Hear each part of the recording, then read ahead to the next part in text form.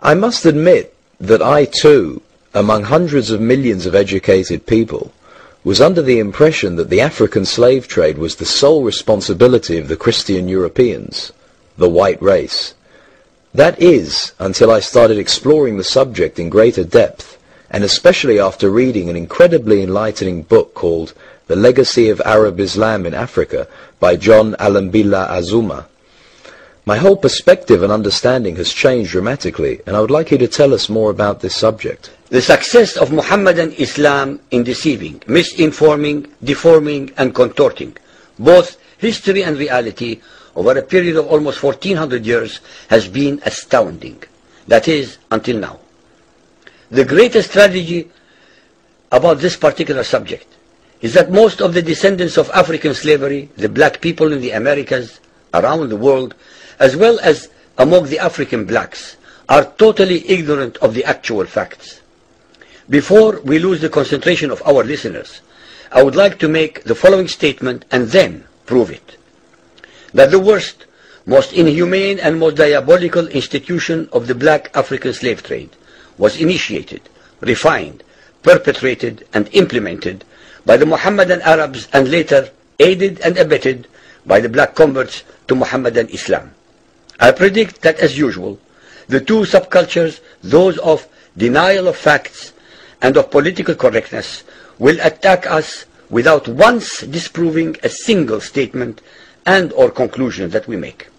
Slavery was not created by the white races, because it has existed throughout human history and practiced by every tribe, culture, civilization, racial group and religion.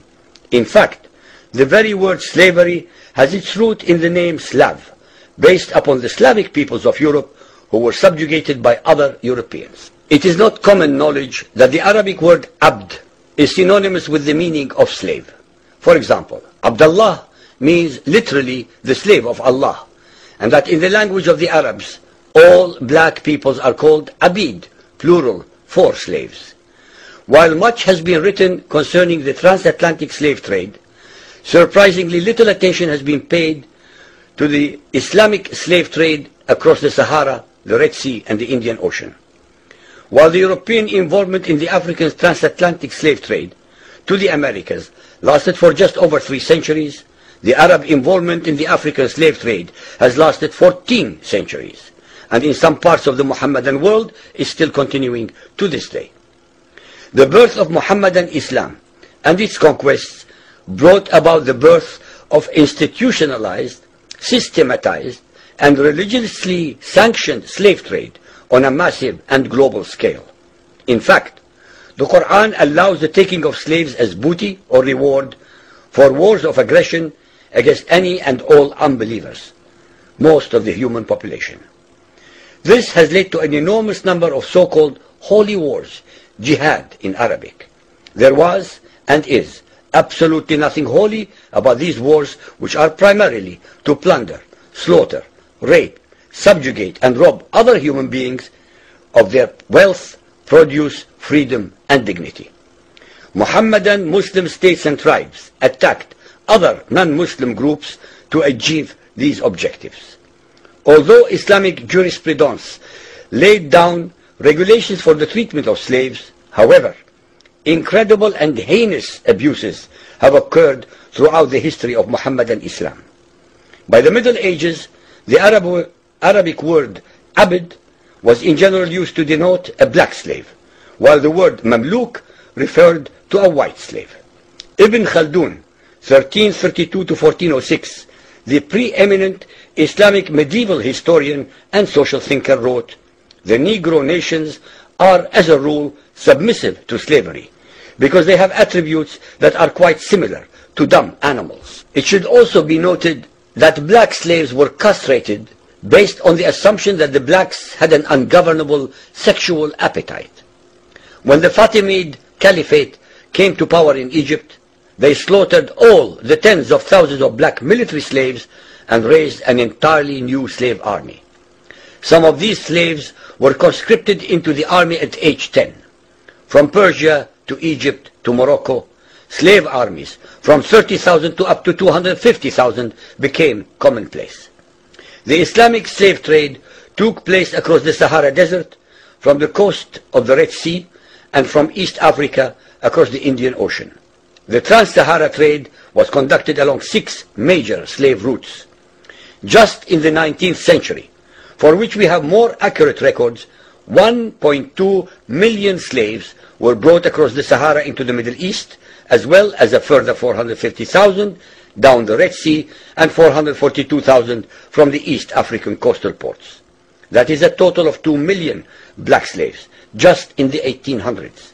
At least 8 million more were calculated to have died before reaching the Muslim slave markets.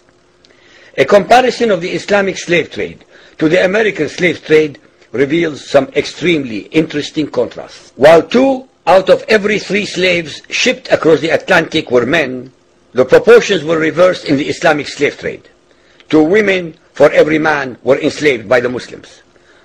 While the mortality rate of slaves being transported across the Atlantic was as high as 10%, the percentage of slaves dying in transit in the Trans-Sahara and East African slave market was a staggering 80 to 90%. While almost all the slaves shipped across the Atlantic were for agricultural work, most of the slaves destined for the Muslim Middle East were for sexual exploitation as concubines, in harems, and for military service. While many children were born to the slaves in the Americas, the millions of their descendants are citizens in Brazil and the United States of today. Very few descendants of the slaves that ended up in the Middle East survived.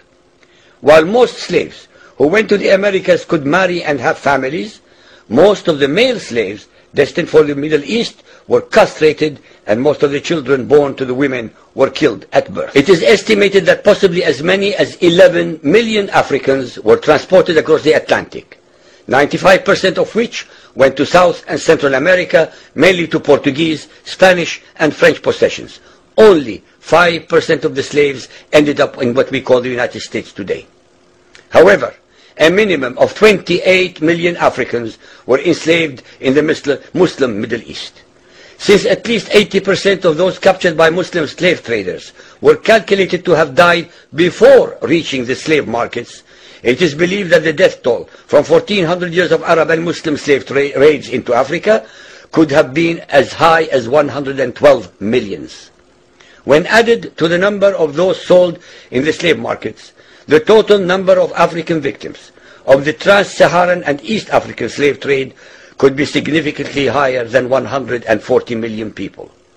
What is obscene about this whole subject is the Muhammadan, Muslim, and Arab culture of denial regarding their complicity in the African slave trade, as well as the ignorance of black Muslims about the reality of their past and present conditions. The statistics and reports above are based upon the logbooks kept at the African slave ports, ship logs, travelers' reports, eyewitness accounts, etc.